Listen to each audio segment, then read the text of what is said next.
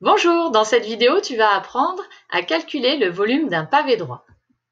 Commençons par quelques rappels.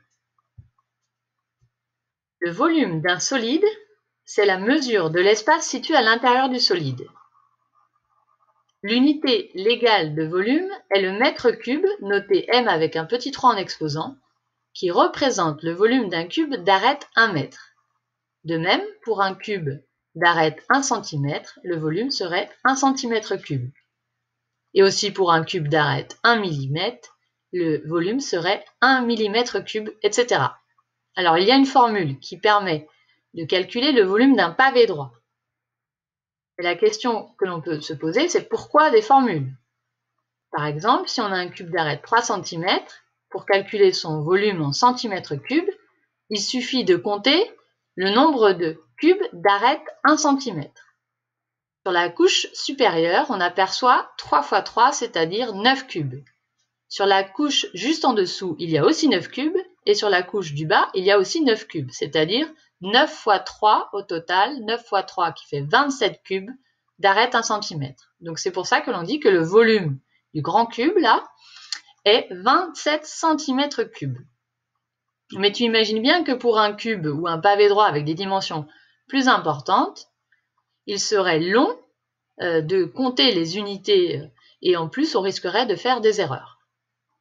D'où l'idée de connaître la formule pour calculer le volume d'un pavé droit ou d'un cube.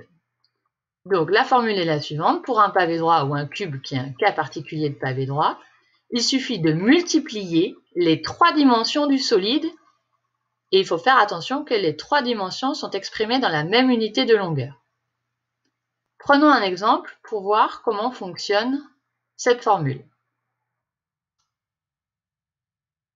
Alors, on va prendre l'exemple de ce pavé droit. Donc, c'est bien un pavé droit puisqu'il a 6 faces rectangulaires.